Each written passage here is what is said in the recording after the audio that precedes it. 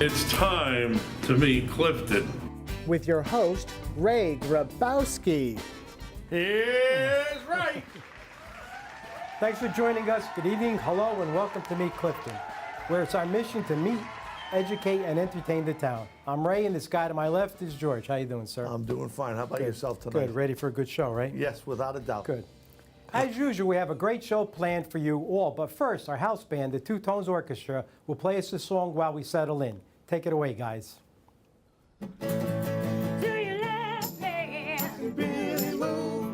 Tonight on Meet Clifton, Ray sits down with Executive Director for the Mental Health Association in Passaic County and Regional Coordinator for Smart Recovery, New Jersey, Joanne Green and Alexander Carde. Dermatologist, Dr. Jonathan Gold. And as always, music by the Two Tones. All this and so much more on Meet Clifton.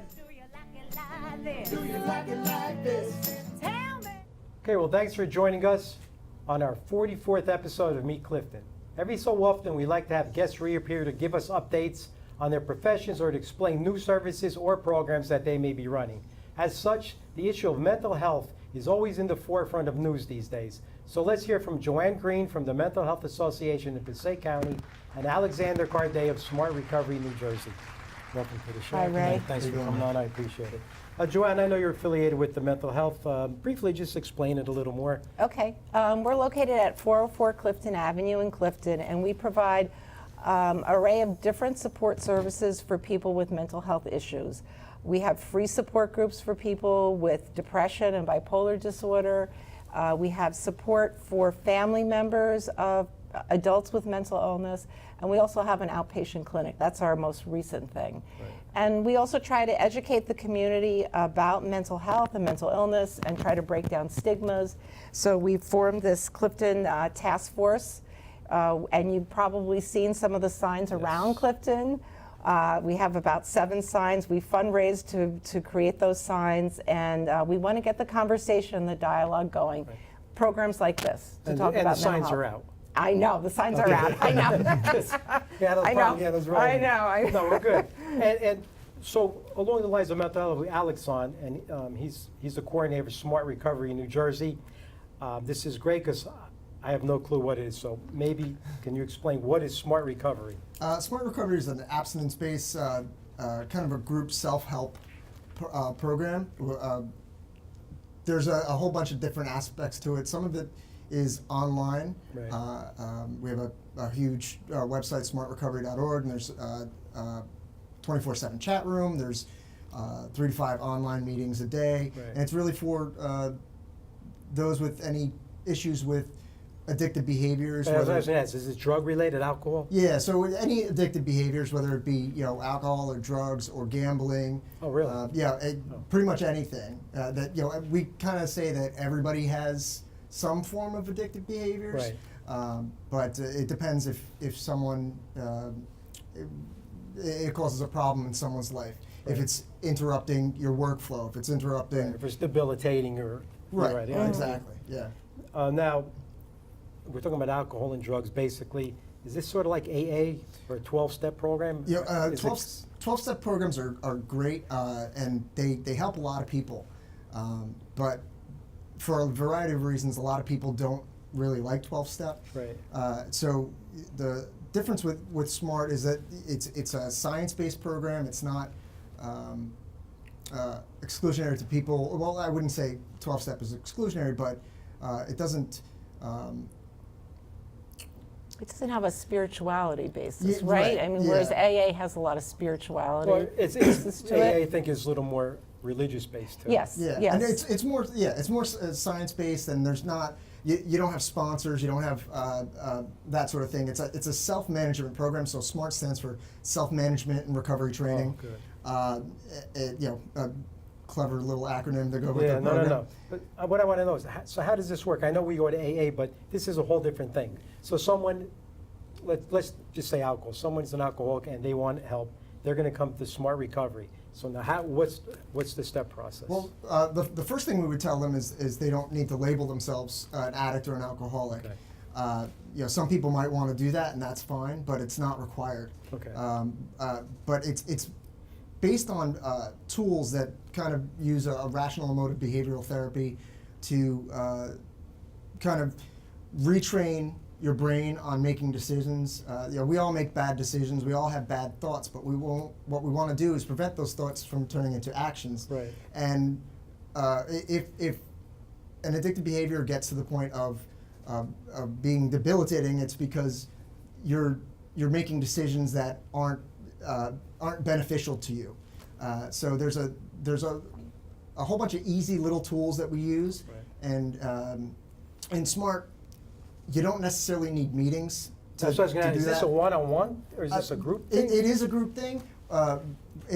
You can do, but honestly, it's self-based, right? So the meetings are great because you have the kind of a community collective effect of it, but it's not necessary, Okay. right? These tools can be learned in online in our Smart Recovery Handbook, in online meetings, that sort of thing. It's very self-motivating, Right. self-training, yeah, So self-directed. this is more like I don't want to say like a cognitive behavioral, but this is Yeah. cognitive behavioral Yeah. therapy. Yeah. No, Yeah. this is work. Yeah.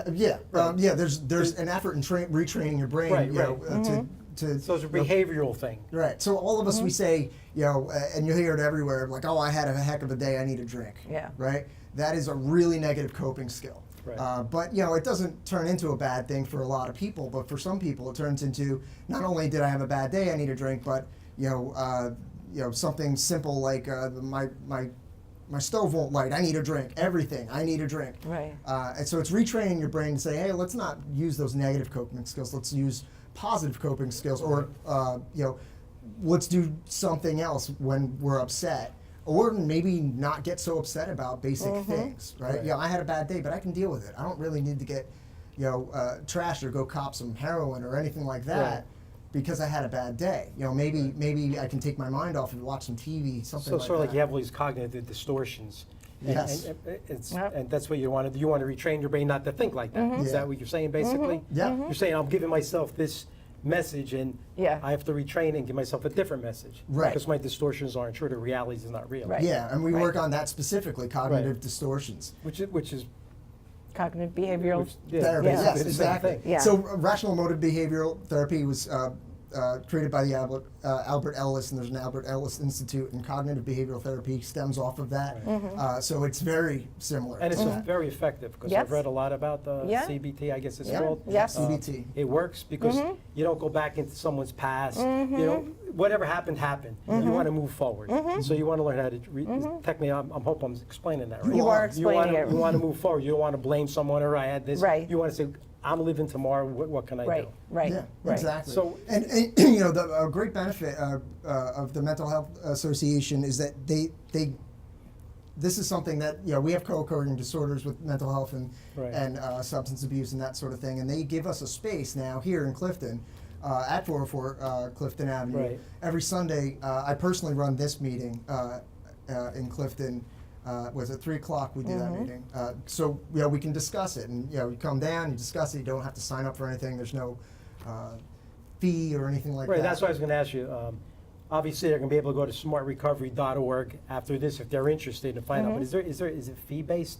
How does this work? So we're all volunteers in Smart Recovery, all the way up to the president. The organization's been around since '94, and just continues to grow. There are no fees. I mean, our handbook costs $10, but all the stuff that's in the handbook you can pretty much get on smartrecovery.org and print it out. So I was going to do that because I'm cheap. and I didn't. I kind of figured out I spend more money on ink printing it all. Right. So I'm like, let me just Hey, order for it. It's $10, $10. it's a smart And but we also sell them at the meeting, and we charge $12 for it. The $2 goes for printouts and, Yeah, and that but sort that's of stuff. nominal. Yeah. You know, this is a very good program. I think some people will be interested. Like I said again, smartrecovery.org if you're really interested. mental health is very, very important in our society. If any of this interests you, please contact actually Joanne Green from the mental health department, or actually Alex on the Smart Recovery, New Jersey. Yes, Yeah. thank you. Thanks, Sue. I appreciate Thank you coming on. Thank you. Thanks. Appreciate it. We'll be right back. Stay tuned. More Meet Clifton's ahead. Hello, Clifton. Welcome to the updates. Well, we have great weather outside, and we're going to enjoy the outdoor concerts, and Botany Village is kicking off this service with that. They will have the concerts June through August, Friday and Saturday nights, starting at 6:30. And as a treat, this Saturday, June 9th, we have Swingmen and the Misfit Mutts, and that's at 6:30, Sullivan Square in the Green, Botany Village, so please come out for that. Now, a special dedication we're having for Mr. John Beagle, where he had worked with the Clifton Veterans Avenue of Flags Barn. They will be having a burning of the old retired flags and a barbecue immediately following that. So please call Keith tonight, which is June 8th. So you can reserve your seat for June 10th because it is at 1 p.m. Keith's number is 201-774-6666. And if you don't know, Mr. John Beagle started off this whole Avenue of Flags, and he was dedicated to it and inspired others to really help set up the flags, take them up and down for the different holidays, and it really is a sight to see. So please come out and support Mr. John Beagle's dedication for the barn. Thank you so much. Thanks for sticking around. You know, your skin is one of the most important parts of your body because it protects you from all outside influences that could affect your health. That's why it's also one of the most important aspects of your health to take care of. Here to tell us more is Dr. Gold. Dr. Jonathan Gold, how are you? Thanks for coming on. Thank you for having me on the I know set. you're a dermatologist in Clifton, and it's summertime, so I think we'll just get right to the point that everyone wants to know. The sun and our skin. So summer's coming up. Sunburn. How does that affect the skin, and how should we take care of it? So Ray, thanks for having me on the That's set. okay. I just wanted to mention that everybody should have a good time. It's summertime, people are outdoors. I believe in people enjoying themselves when they're outdoors, but at the same time, one should protect themselves Right. from the sun. The sun has great effects, but also has some harmful effects. And when people are outdoors, they should wear sunscreen, they should protect themselves, they should wear a high number sunscreen. 30, 50? So there's actually there's a common myth that people should get away with number 15 or number 30 sunscreens. But the research shows that in fact the higher the number sunscreen, the more effective it becomes. Okay. It's kind of like IQ. You want to go for the highest numbers. Right. They did a study in some skiers in Colorado in the middle of the winter. This was about 10 years ago. They picked 56 skiers. Maybe I showed this to you before. And they divided into two different groups, comparing a number 85 sunscreen to a number 50 sunscreen. And 28 people were in each group, and at the end of 5 hours of skiing in Colorado, they looked at them, dermatologists looked at them. And would you believe it, that people had sunburns even with those high number sunscreens. Wow. One person had a sunburn with a number 85, and 7 people had a sunburn with a number 50, and proving to you that 85 is much stronger than 50. So you really want to go for the highest numbers you can get. Okay, because basically spending the same price, you might as well buy the right product. And you I think the biggest fear of sun, obviously, is skin cancer. And with these sunscreens, I have a picture here. The lady on the left there. Yes. That's sun damage? Yes, this is showing, it's a special ultraviolet camera, and it's showing this lady here on the top, and she looks beautiful, she looks terrific. With the normal eye, you think that her skin is flawless. But if you have a high-resolution ultraviolet camera, you see that this lady has a lot of sun damage, and this is showing up by her freckles. She's only 19 years old, Wow. but it's spent many times. She's had many sunburns, and this is not just freckles, but this is actually sun damage, showing you, when you really look at it, how much the sun can damage your skin, even at a young age. Can that be reversed? Yes, it can be reversed. There are many different procedures that can be done to reverse sun damage. But you want to try and prevent the damage in the first place before you have to start doing things to change it. And another alarming picture I think George has here. These two actually here. Yes, so this is actually a very dramatic picture. I hope you can see it. This is a picture of a truck driver. And as you can imagine, the truck drivers are spending their time driving their truck, spending long hours.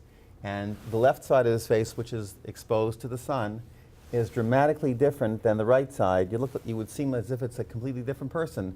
It's not retouched. This is an actual picture of a truck driver, and it's very dramatic evidence of what the sun can do. Right, we have And there's this other another one too, which is pretty amazing. And this is something that we also show sometimes. We have fun with, talking to the patients and comparing two different people. And we ask people, how old would you imagine this lady is? How old would you imagine this fellow is?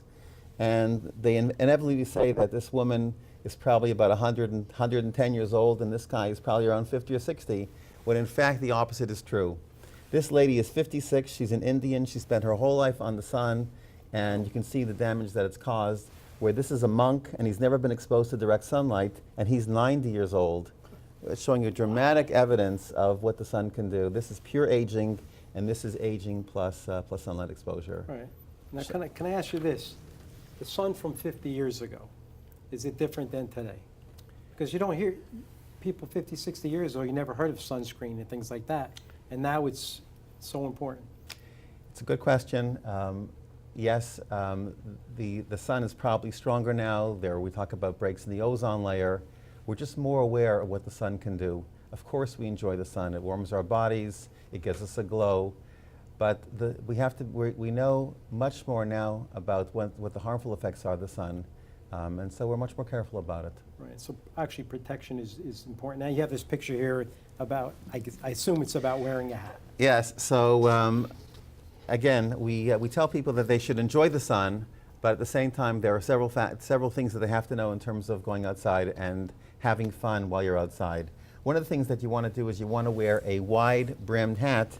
And this is Greg Norman, and he lent his name and his picture to the American Academy of Dermatology. This came from the American Academy of Dermatology, and talks about how many millions of people, have had skin cancer. And he says on the last line, my personal favorite is the wide-brimmed hat.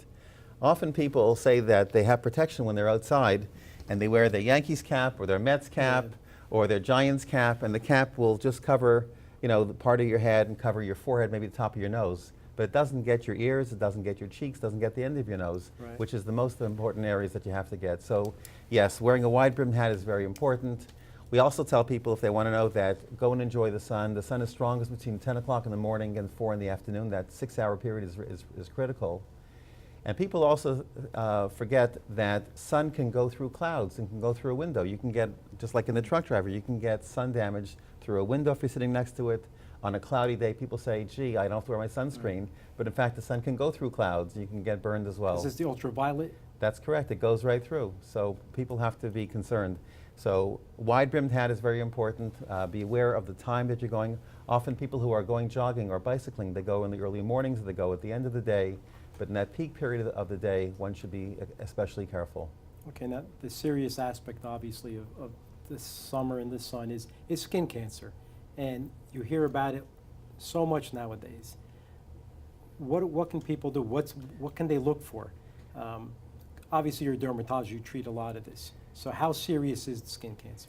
So I was doing some reading before I came here tonight, and I learned that there is $8 billion, with a B, $8 billion spent on treating skin cancer in this country every single year, which is an amazing amount of money, and so much is preventable by wearing sunscreen.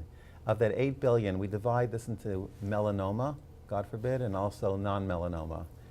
And we say that there's 1 in 5 Americans will develop skin cancer during their lifetime. If there are over 300 million people in America, there's 60 million people develop skin cancer, which is an astronomical number. And this is so much preventable if you take precautions like we mentioned. Most of the skin cancer is called a basal cell skin cancer. Yes. That's the most common that we have. And then there's a squamous cell skin cancer, and the worst one of all is the melanoma. Right. And that's really a dangerous one because that can spread. And what's also very sad is that it affects young people. Young people, teenagers, people in their 20s and 30s, because once you get it, if you catch it early, it's terrific. You can be cured. But if you let it go, then often it's very, very problematic. Which leads me to, when do you know that you should come in and see a dermatologist? There has to be signs, or should you get checked periodically? So we do recommend that you should get checked periodically. There's a common phrase, when in doubt, check it out, Of course. which is a nice ring to it. But if you're not sure, then don't be your own doctor, don't be your own professional, but come and check it out. It's easy to do. There are many opportunities to have your skin checked, and you can Right, use the it right changes, out. changes in the mole you hear were a dark spot. Yes. something So along those in lines. terms of basal cell skin cancer, it's a lesion which does not heal, a raised lesion usually which does not heal. Often it's red, often it has a translucent color to it. Squamous cell is usually a bit angrier, a bit redder. Sometimes it can form a small ulcer. But the one which we focus on is the melanoma, which are the brown moles. And just in general, there are easy items to try and remember about melanoma. So we talk about like going back to school, A, B, C, D, and E. So what are those? So A is asymmetry, which means no symmetry. So normally a mole would be round and Right. regular, but if it's not symmetrical, if it has an irregularity to it, so that's one potential sign. B stands for border or budding. Is the border round and regular, or does it form its own budding, form its own irregular border? C is color. How is the color? Moles can be black, they can be jet black, but if they have different colors like brown, light browns, and dark browns and different colors, then that could be an issue. D is diameter. So if they're more than a certain size, like the back of a pencil eraser. Right. And E means evolving or changing. If moles start to change rapidly, then it could be a sign of something that's ominous. Okay. So get it checked out. No. That's easy to do. We appreciate the information. Obviously, if you have a problem, you should really get this checked out because it could be serious. Dr. Gold, I appreciate the information. Okay, And thanks for terrific. coming on. Thank you. Okay. Stay My tuned. We'll be right pleasure. back. Hi everyone. City Greens Vegemobile will be returning to City Hall on Wednesdays from 11 a.m. to 1 p.m. They will be here through November 14th. The Vegemobile will be parked right outside the employee entrance across from parking lot number 4. And make sure to stop by and check out the fresh and affordable produce that will be available. If you have any questions, you can call the Clifton Health Department at 973-470-5760. Thank you.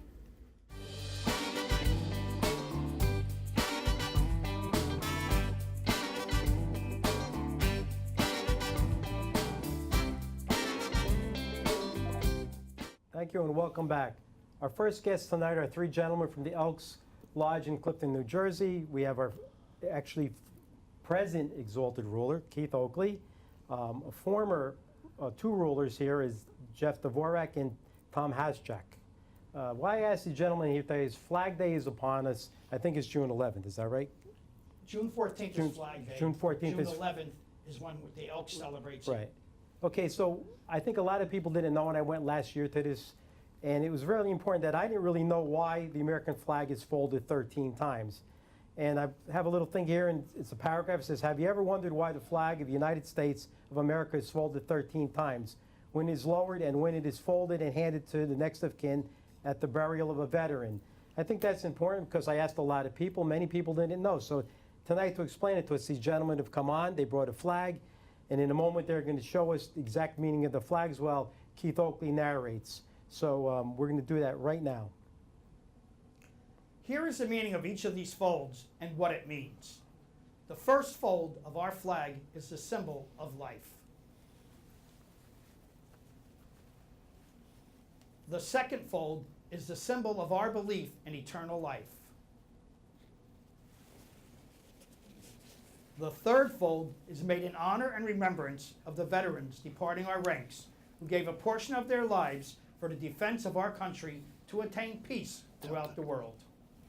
The fourth fold represents our weaker nature, for as American citizens trusting, it is to him we turn in times of peace, as well as in time of war, for his divine guidance.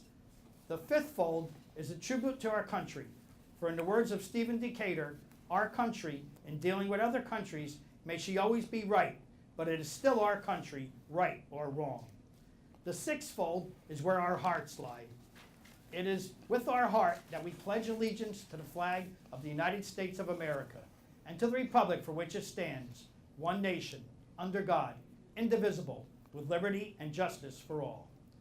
The seventh fold is a tribute to our armed forces, for it is through the armed forces that we protect our country and our flag against all her enemies, whether they be found within or without the boundaries of our republic.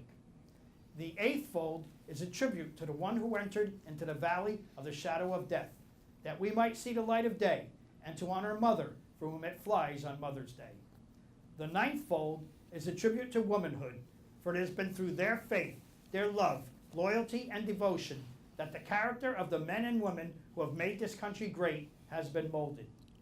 The 10th fold is a tribute to the Father, for he too has given his sons and daughters for the defense of our country since they were first born. The 11th fold, in the eyes of a Hebrew citizen, represents the lower portion of the seal of King David and King Solomon, and glorifies in their eyes the God of Abraham, Isaac, and Jacob.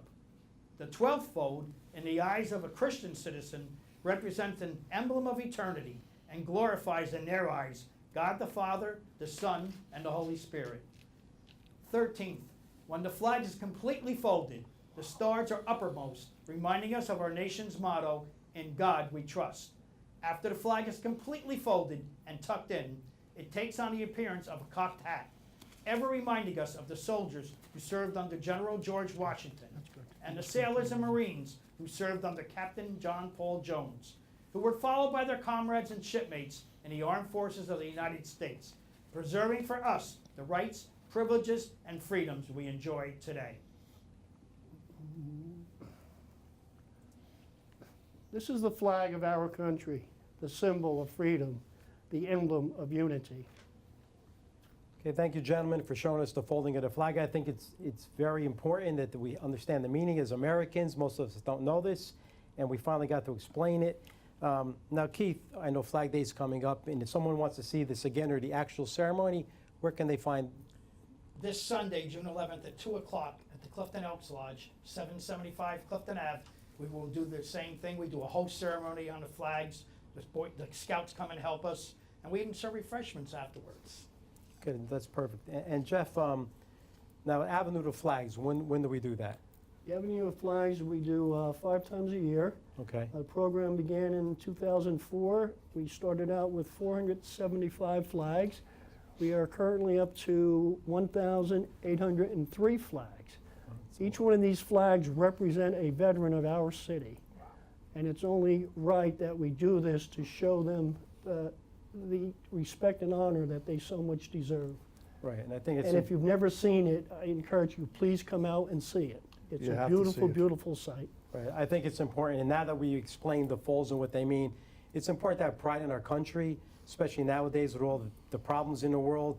The flag, when we pass the flag on the street, we see it, we respect it, and we have pride in our country. So I'd like to thank you, gentlemen, for coming on. I hope that at home, and that we've learned a little something we didn't know. Thank you for coming on the show. I Thank you appreciate for it. having us. God bless America.